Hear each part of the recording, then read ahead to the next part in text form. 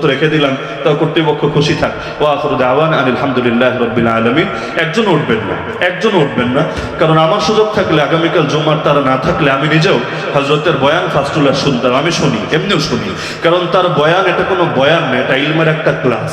বাংলাদেশে যদি এই ধারাটা চালু হয়, ওই গাজাখুরি, কেচ্ছা কাহিনী, আজিব জাল হাদিসের পশলা, এগুলো যদি বন্ধ হয়, এটাও একটা বিপ্লব হবে ইনশাআল্লাহ ওয়াজের অঙ্গনে। আমি মনে করি ঘরে ঘরে যেদিন আরিফ বিন হাবিব জন্ম হবে, অন্তত প্রতিটা জেলায় একজন করে আরিফ বিন হাবিব থাকবে ইনশাআল্লাহ। এই দেশে ওয়াজের মাধ্যমে হেদায়েত ব্যাপক থেকে ব্যাপকতর হবে ইনশাআল্লাহ। তো ইলমের ক্লাস করতে রাজি আছেন না? এই রাতের মধ্যে কেউ যদি সামান্য টাইম ইলম শেখে এবং শেখায়, সারা রাত জেগে জেগে ইবাদত করার চাইতে বেশি সওয়াব হয়।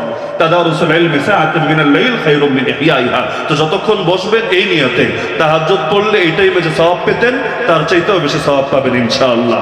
আর যদি আমল করেন তাহলে তো পুরাই সোনায় সোহাগা। তো একজন উঠবেন না, আমার সাথে কেউ মুসাফাহা করার চেষ্টা করবেন না।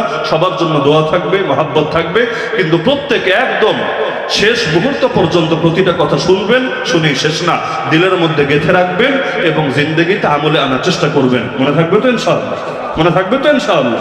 আর হাদিসেও আছে, কেউ যখন কাউকে মহব্বত করে সে যাতে তাকে জানিয়ে দেয় সে তাকে মহব্বত করে। তা আগেও জানিয়েছি, এখন আপনাদেরকে সাক্ষী রেখেও জানাই, আল্লাহ ইন্নী লা উহিব্বুকুম ফিল্লাহ।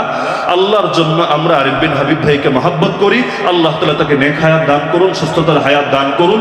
তিনি যে মিশন নিয়ে নেমেছেন, খালি ওয়াজ করার জন্য না, ওয়াজে বিপ্লব ঘটানোর জন্য, তার জীবদ্দশাই এই মিশনকে সফল দেখে যাওয়ার তৌফিক দান করুন, আমিন। ওয়া আখিরু দাওয়ানা আনিল হামদুলিল্লাহি রাব্বিল আলামিন।